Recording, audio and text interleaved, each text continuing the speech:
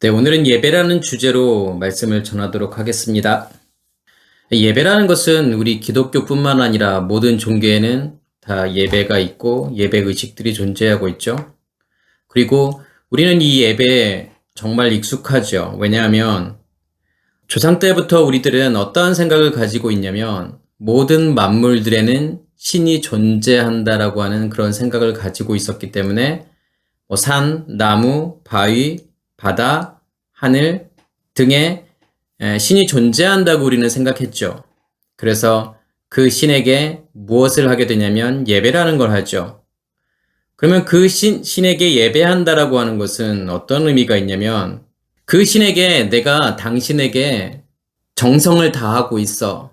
내가 당신에게 최선을 다하고 있어. 라는 것을 보여주는 거죠. 보여주는 행위이죠. 그걸 통해서 내가 신을 기쁘게 함으로 그 신으로부터 많은 것을 얻으려고 하죠. 신이 화를 내거나 신이 노하면 안 되잖아요. 그래서 그 신에게 제물도 바치고 내가 할 수 있는 모든 정성을 다하는 거죠. 이 세상의 모든 사람들뿐만 아니라 하나님을 믿고 있는 우리들도 우리의 삶이라고 하는 것이 예배의 연속이죠. 주일 예배를 드리고 수요 예배, 금요 예배, 또 새벽 예배, 그리고 사업을 시작하게 되면 개업 예배도 드리고 또 심지어는 자동차를 사게 되면 또 그거에 대한 예배를 드려요. 우리는 태어나면서부터 죽을 때까지 예배의 연속 가운데 살고 있죠. 마지막 죽는 그때까지. 죽게 되면은 장례 예배를 드리죠. 이렇게 우리의 삶이라고 하는 것은, 우리 크리스천들의 삶이라고 하는 것은 예배의 연속인데, 우리가 한 번쯤은 그 예배가 무엇일까? 라고 하는 것을 고민을 해봐야 되겠죠. 그리고 우리가 예배를 중요시 생각하는 아마 이유 중에 하나가 뭐냐면, 우리는 주일 예배를 뭐라고 생각하죠? 주일이라고 하는 것을 뭐라고 생각하죠? 그 주일이 의미가 있는 것은 뭐냐면 예수님께서 그날 부활하셨기 때문에 의미가 있는 거죠. 그래서 우리가 그때 주일에 모여서 예배를 드리게 되잖아요. 그런데 우리의 마음속에는 어떠한 마음이 있냐면 이 주일을 무엇으로 생각하냐면 안식일로 생각해요. 그래서 우리가 계명을 지켜야 되는데, 특히 10계명을 지켜야 되는데 4계명을 보면은 안식일을 기억하여 거룩히 지키라. 그렇게 하니까 우리는 그 안식일을 무엇으로 생각하고 있냐면 주일로 생각하게 되죠. 마치 무엇으로 생각하냐면 우리가 공휴일이, 빨간 날이 토요일이나 일요일에 있을 때 월요일을 대체 휴일로 우리가 쉬게 되죠. 마치 그런 것처럼 안식이라고 하는 것이 우리가 더 이상 안식일을 지키지는 않잖아요. 왜냐하면 토요일이 안식일인데 그날을 우리가 지키지는 않잖아요. 근데 마치 그 안식일의 대체 휴일처럼 우리가 그 안식일을 어떤 날 지키게 되냐면 일요일 날이라는 그 날을 정해놓고 지키는 거죠. 그래서 우리가 주일이라고 하는 것은 안식일의 의미를 부여하게 되죠. 안식일과 같은 그러한 의미를 부여하게 되죠. 그래서 우리가 옛날에는 주일날 TV도 보면 안 됐었고 가게에서 뭘 사도 안 됐었어요. 왜냐하면 그날을 무슨 날이라고 생각했기 때문에 그러냐면 안식일이라고 생각했기 때문에 그렇죠.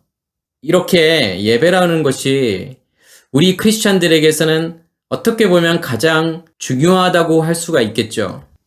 이 예배의 사전적 의미라고 하는 것은 뭘까요? 하나님에 대한 경외심을 가지고 하나님의 높으심과 은총을 찬양하며 섬기는 행위. 이게 성경 사전적인 의미죠. 그리고 우리가 원어를 가지고서 한번 보게 되면은 예배라고 하는 이 단어는 헬라어로는 프로스퀴네오라는 단어를 쓰고 이 단어가 예배하다, 절하다, 꿇어 엎드리다, 경배하다라는 뜻이 있죠.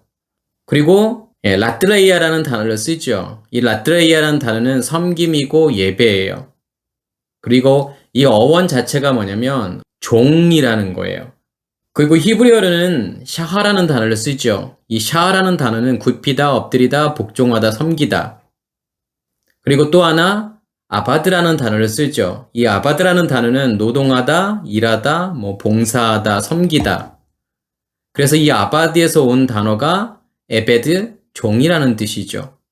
그러면 원어적인 의미로 본다면 헬라어도 마찬가지고 히브리어도 마찬가지고 어떠한 뜻들이 있냐면 예배라고 하는 것은 절하다, 꿇어 엎드리다, 경배하다라는 뜻이 있죠. 헬라어도 마찬가지고 히브리어도 마찬가지고요. 그렇다면 이 예배라고 하는 단어가 절하다, 꿇어 엎드리다, 경배하다 이런 의미가 있다 그러면 내가 하나님께 예배한다라고 하는 것은 하나님께 절하는 거고 하나님께 꿇어 엎드리는 거고 하나님께 경배하는 거죠. 그리고 또 아까 아바드에서 온 아바드라고 하는 단어가 설명하는 것이 노동하다, 일하다, 봉사하다, 섬기다, 봉사하다, 섬기다 이러한 단어들도 지금 예배를 의미하는 건데 그럼 예배라고 하는 것은 내가 지금 절하고 하나님께 절하고 엎드리고 경배하고 섬기고 봉사한다라고 하는 건데 과연 이러한 의미가 과연 무엇일까? 이게 어떤 뜻일까? 라고 하는 것을 오늘 말씀을 통해서 살펴보도록 하겠습니다. 우리가 성경에서 예배하면 구약에서는 어떠한 내용이 우리가 떠오를까요? 누구의 예배가 떠오를까요? 우리가 창세기 4장에 보면은 가인과 아벨의 그런 예배가 나오죠. 그러니까 예배라는 단어가 나오지는 않지만 가인과 아벨이 제물을 하나님께 드리죠. 가인은 무엇으로 제물을 드리냐면 땅의 소산으로 제물을 하나님께 드리게 되고 아벨은 양의 첫 새끼와 기름으로 하나님께 드리게 되죠.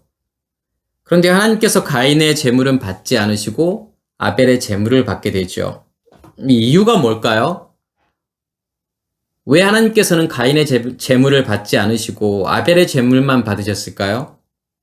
그러니까 단순하게 가인은 곡식으로 드려서 하나님께서 받지 않으시고 아벨은 짐승으로 드렸기 때문에 하나님께서 받으셨다. 그러한 의미가 아니에요.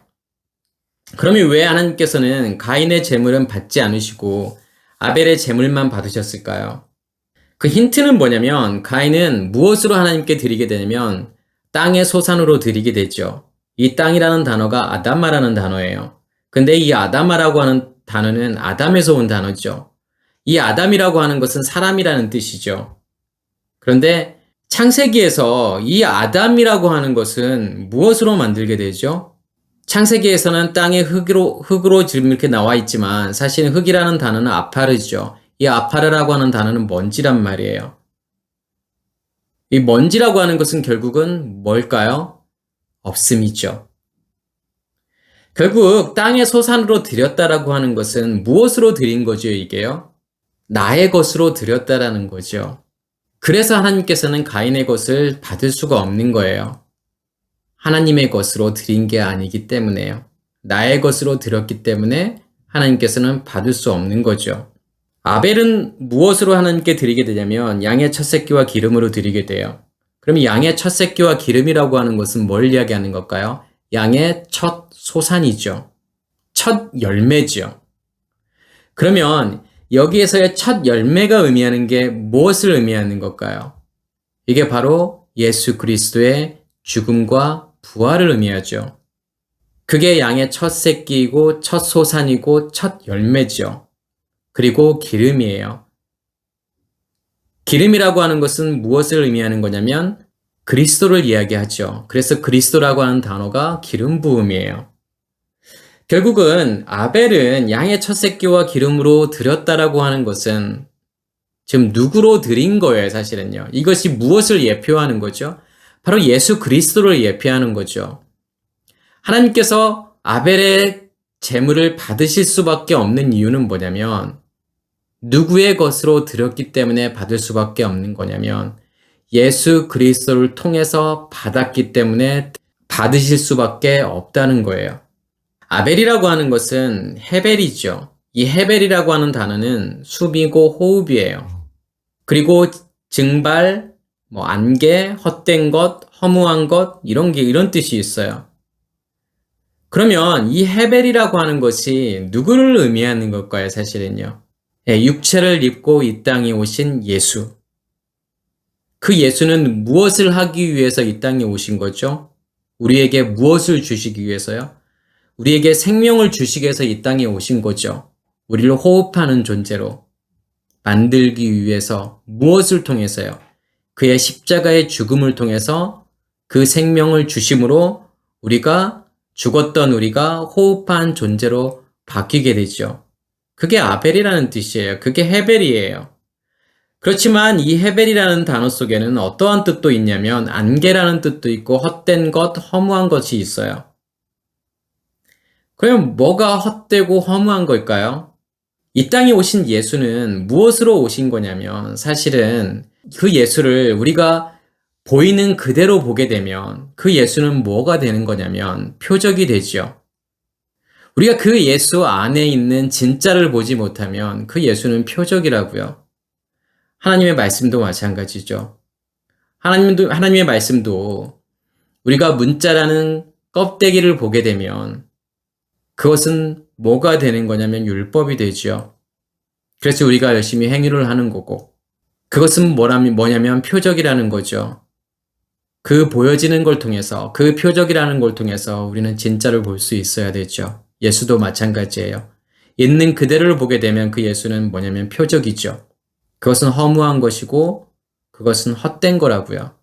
그것을 지금 누구를 통해서 보여주시는 거냐면 아벨을 통해서 보여주는 거죠.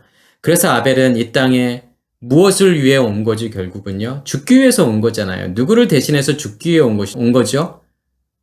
누구 때문에요? 가인 때문에요. 가인이라는 것을 드러내기 위해서.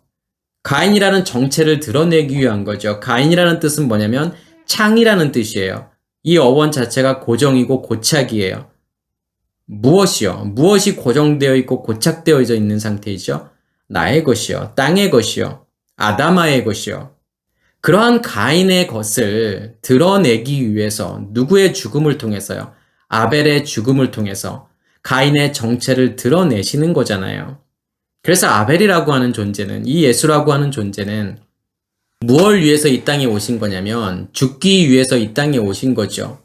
그래서 아벨이 죽어야만이 누가 오게 되냐면 다른 씨가 오게 되잖아요. 셋이라는 다른 씨. 이 셋이라고 하는 단어는 놓다, 두다, 세우다, 만들다라는 뜻이죠. 누구를 이야기하는 걸까요? 그리스도죠. 이 헤벨이라는 아들이 죽고 다른 씨인 그리스도가 다시 오시는 거죠. 무엇으로 다시 오시는 거냐면 우리의 왕으로 다시 오시는 거고 우리의 남편으로 다시 오는 거죠. 결국은 이 가인과 아벨의 이 제물을 하나님께 드리는 것, 이것을 통해서 우리에게 말씀해 주시는 건 뭐냐면 예배라고 하는 것은 내가 하나님께 무언가를 드린다라고 하는 것은 나의 것으로 드릴 수 없다라는 거죠. 그럼 무엇으로 드릴 수 있는 거냐면 예수 그리스도를 통해서 드릴 수 있는 거라는 거예요. 먼저는 내가 무엇을 깨달으셔야 되냐면 내가 하나님께 드릴 수 없는 존재임을 깨달으셔야 돼요.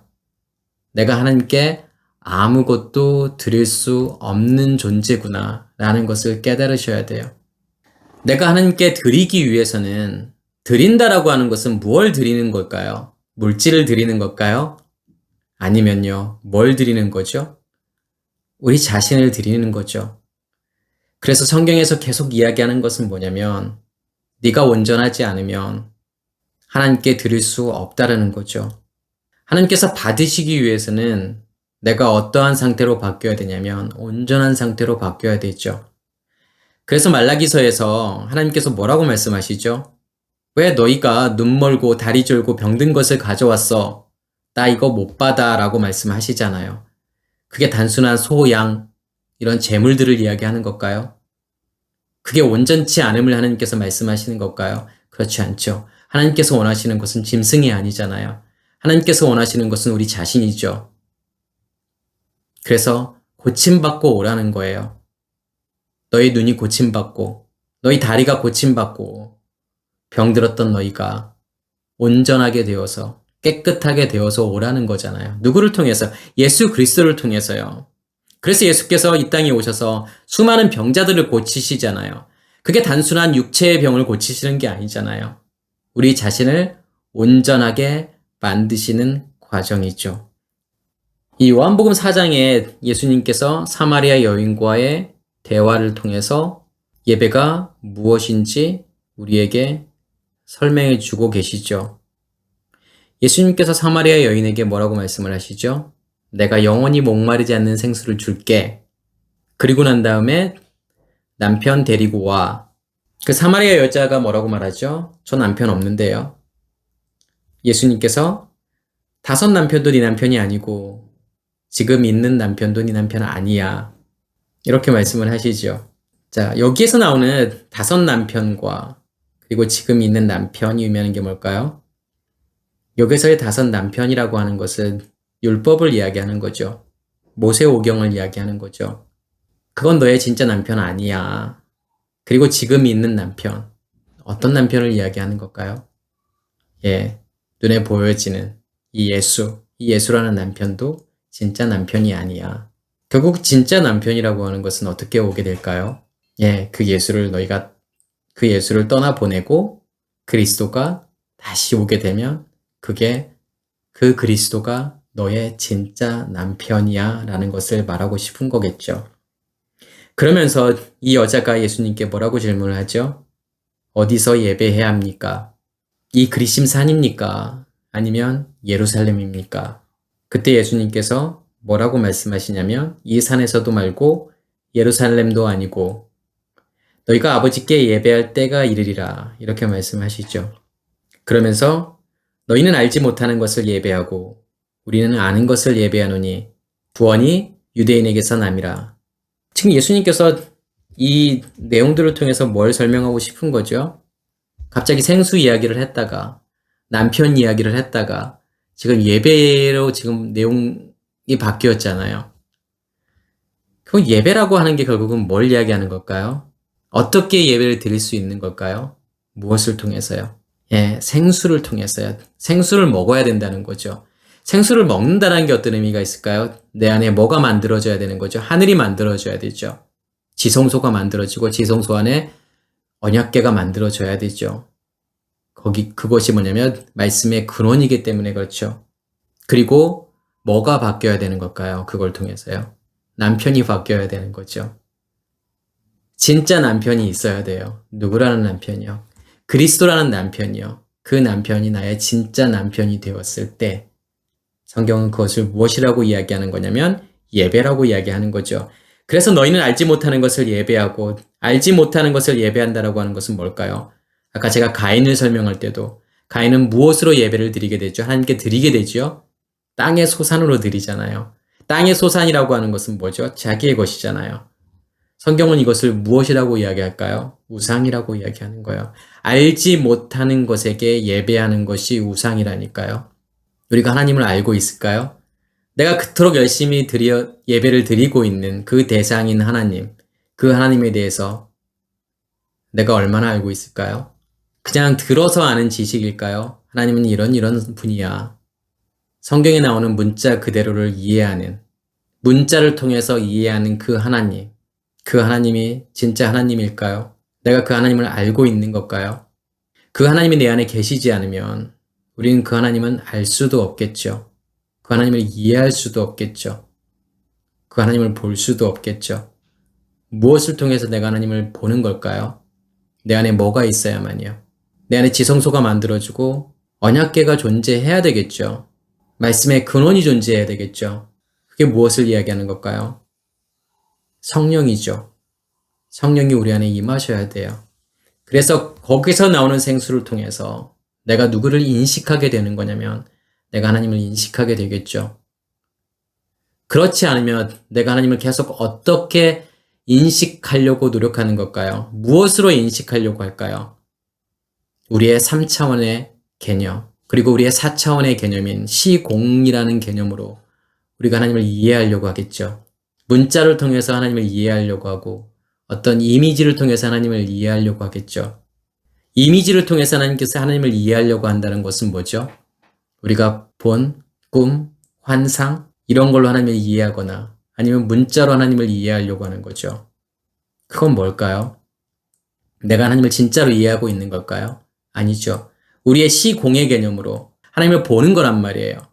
그래서 내가 환상 중에 하나님을 봤다라던가 내가 하나님의 말씀을 들었다라던가 하는 모든 것들은 뭐냐면 무엇으로 내가 하나님을 인식하고 있는 거죠? 시공의 개념으로, 우리의 개념으로, 우리의 옛 의식으로 하나님을 지금 보려고 하는 거란 말이에요. 그런데 하나님은 천국과 지옥이라고 하는 것은 그러한 개념이 아니라는 거예요. 절대로 우리의 시공의 개념으로는 하나님을 인식할 수 없다라는 거죠. 왜요? 하나님은 시공에 갇히시지 않기 때문에 그래요. 거기에 존재하지 않으시기 때문에 그래요. 제가 옛날에도 빛을 설명할 때 무엇을 설명을 드렸죠? 이 빛이라고 하는 것은 시공간을 초월한다고 그랬죠. 그래서 예수 그리스도도 자기를 무엇이라고 이야기를 하냐면 빛이라고 이야기를 하잖아요. 불이라고 이야기를 한단 말이에요. 빛이라고 하는 것은 우리가 빛의 속도로 달리게 되면 시간은 어떻게 될까요? 시간은 멈춰버려요. 공간의 개념도 없어져 버려요. 시공의 개념이 없어져 버린다고요. 그래서 이 빛이라고 하는 것은 물질의 개념이 아니죠. 그래서 내가 가지고 있는 그 의식으로는 하나님을 절대로 이해할 수 없다라는 거예요. 다시 말해서 하나님을 예배할 수 없다라는 거죠. 그래서 너희는 알지 못하는 것을 예배하고 우리는 아는 것을 예배하노니. 그 말은 뭐예요? 아는 것을 예배한다라고 하는 것은 무엇을 통해서 예배하는 거예요, 결국은요. 내 안에 누가 존재해야만 예배할 수 있다라는 거죠. 하나님이 존재해야만이. 하나님의 의식으로 바뀌어야만이. 그 하나님의 의식으로 내가 누구를 볼 수 있다라는 거죠. 하나님을 볼 수 있다라고 하는 거잖아요. 하나님을 인식할 수 있다라고 하는 거죠. 구원이 유대인에게서 남이라. 이 유대인이라고 하는 것은 지금 이스라엘 사람들을 이야기하는 게 아니잖아요. 그 유대인은 어떤 사람들이죠? 아브라함과 이삭과 야곱. 그 상태가 내 안에서 되어진 사람들이죠. 그 말은 무슨 말일까요? 아브라함 회개잖아요. 이삭 아들이잖아요. 예수 그리스도의 생명이 심겨진 거죠. 야곱은요. 강을 건넌 거잖아요. 휘장이 갈라진 거죠. 우리의 성소가 우리의 마음 땅이 무엇으로 바뀐 거예요? 하늘로 바뀐 거잖아요. 그 상태에 있는 사람을 지금 무엇이라고 이야기하냐면 유대인이라고 이야기하는 거예요. 그래서 누가 예배할 수 있는 거냐면 진짜 유대인, 진짜 유다가 되었을 때 예배할 수 있다라는 거죠. 아버지께 참되게 예배하는 자들은 영과 진리로 예배할 때가 오나니 하나님은 영이시니 예배하는 자가 영과 진리로 예배할지니라. 그래서 영과 진리로 예배한다라고 하는 것은 이 영이라고 하는 것은 루아흐죠. 성령을 의미하는 거고 진리라고 하는 것은 에메트. 결국은 뭘 이야기하는 거죠? 말씀을 이야기하는 거죠. 지성소에서 나오는 그 말씀이 진리잖아요. 그걸 통해서 뭐가 이루어진다라고 하는 거냐면 예배가 이루어지는 거잖아요. 아까 그래서 이 예배라고 하는 단어가 프로스퀴네오라는 단어를 쓴다고 말씀을 드렸잖아요. 여기서 프로스퀴네오라는 단어가 쓰여졌죠. 예배하다, 절하다, 꿇어 엎드리다, 경배하다. 그런데 이 프로스퀴네오라는 단어는 프로스라는 단어하고 끼온이라는 단어의 합성어죠. 이 프로스라고 하는 단어는 먼것을 향하여라는 뜻이고 끼온이라고 하는 단어는 개라는 뜻이에요. 그래서 개가 주인의 손을 할 듯이 다시 말해서 주인께 온전한 복종이잖아요. 우리가 알고 있는 여호수아와 갈렙, 그 여호수아와 갈렙만이 어디에 들어가게 되죠? 가나안 땅에 들어가잖아요. 그런데 이 갈렙이라는 뜻은 뭐냐면 개라는 뜻이에요. 귀온이죠. 왜 갈렙만이 가나안 땅으로 들어갔을까요? 어떠한 상태에 있는 사람들이 들어간다는 거죠, 가나안에요? 갈렙과 같은 상태, 개와 같은 상태. 개는 성경에서 대표적인 부정한 짐승이에요. 왜요? 부정하다라고 하는 것은 뭐냐면 굽이 갈라지지도 않았고 되새김질을 하지 않는, 되새김질을 못하는 짐승, 부정한 짐승이죠. 개도 그래서 부정한 짐승이에요. 그래서 개가 그 토한 것으로 다시 간다라고 표현한다던가 아니면 피를 핥는다라던가 하는 이런 표현들, 그리고 유대주의자들을 향해서 개라고 표현을 하잖아요. 서신서에서요. 그런데 대표적인 그 부정한 짐승인 개가 결국은 온전히 주인에게 길들여지게 되면 가장 충성스러운 존재로 바뀌게 되잖아요. 그게 개라는 존재라니까요. 예배라고 하는 것은 결국은 누구를 향하여? 하나님을 향하여 어떠한 존재로 바뀌는 걸까요? 개와 같은 존재로 바뀌는 거죠. 하나님을 온전히 경배하고 하나님께 꿇어 엎드리는, 하나님께 온전한 복종이 이루어지는 그 상태, 그게 예배라는 거죠. 무엇이 그렇게 만든다라는 거예요? 영과 진리가요. 그 말씀이요. 나를 덮어버리게 되었을 때 그것을 예배라고 하는 거고. 그래서 지금 이 요한복음 4장의 내용, 앞에 나오는 요한복음 3장 내용에 누가 나오죠? 니고데모가 나오잖아요. 그 니고데모를 통해서 지금 예수님께서 뭘 말씀하시죠? 거듭남을 말씀하시잖아요. 이 거듭남이라고 하는 단어는 위의 것으로 다시 나다, 위의 것으로 태어나다라는 뜻이잖아요. 그럼 위의 것이라고 하는 것은 결국은 뭘 이야기하는 거죠? 지성소를 이야기하는 거잖아요. 하늘이잖아요. 말씀이죠. 진리잖아요. 그 영과 진리로 다시 나오는 거란 말이에요. 새롭게 만들어지잖아요. 그게 거듭남인 거고, 그게 예배라는 거죠. 로마서 12장 1절에는 그러므로 형제들아 내가 하나님의 모든 자비하심으로 너희를 권하노니 너희 몸을 하나님이 기뻐하시는 거룩한 산 제물로 드리라. 이는 너희가 드릴 영적 예배니라. 여기서 거룩한 산 제물로 드리라. 이는 너희가 드릴 영적 예배니라. 여기서 예배라고 하는 단어가 라트레이아라는 단어를 쓰죠. 이 라트레이아라는 단어는 섬김이고 예배예요. 거룩한 산 제물로 드리래요. 우리 몸을요. 그러면 거룩한 산 제물로 드린다라고 하는 것은 뭐죠? 이게 그리스도와의 연합이잖아요. 온전한 상태로 드리라는 거잖아요. 제가 앞에서도 계속 말씀을 드리는 것처럼 너희가 온전하지 않으면 나에게 드릴 수 없어. 그건 예배가 아니야. 너희가 온전한 상태로 바뀌어야 돼. 누구를 통해서요? 예수 그리스도를 통해서요. 그러면서 이것이 영적 예배니라. 영적이라고 하는 것은 로기코스라는 단어를 쓰죠. 이 로기코스라는 단어가 로고스에서 온 단어란 말이에요. 근데 로고스라고 하는 것은 말씀이잖아요. 결국은 영적 예배라고 하는 것은 어떠한 무엇으로 드려지는 예배일까요? 결국은 하나님의 말씀으로요. 그 말씀으로 내가 온전히 충만하게 되었을 때 그것이 영적 예배라는 거죠. 그게 거룩한 산 제물이고요. 그리고 산 제물이 되었다라는 것은 또 하나의 의미가 더 있죠. 예수께서 십자가 위에서 제물이 되신 것처럼 우리도 누군가를 위해서 죽어줘야 된다는 거잖아요. 그래서 친구를 위하여 죽는 자가 그게 가장 큰 사랑이라고 이야기를 하잖아요. 성경에서요. 우리도요. 다른 사람들을 위해서 말씀을 줄 수 있어야 되고 예수 그리스도께서 하셨던 것처럼 그 사랑을 줄 수 있어야 되겠죠. 그래서 아까 예수님께서 요한복음 4장에서 말씀하신 이 예배라고 하는 단어는 프로스키네오라는 단어를 쓰고 여기에서의 이 로마서 12장 1절에서 나오는 이 예배라고 하는 단어는 라틀레이아라는 단어를 쓰죠. 그래서 아까 프로스키네오라고 하는 단어는 결국은 내가 예수 그리스도를 통해서 온전히 죽어져야 된다는 거잖아요.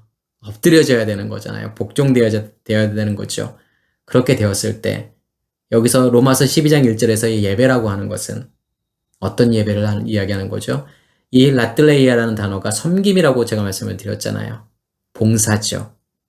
무엇이 섬김이고 무엇이 봉사죠?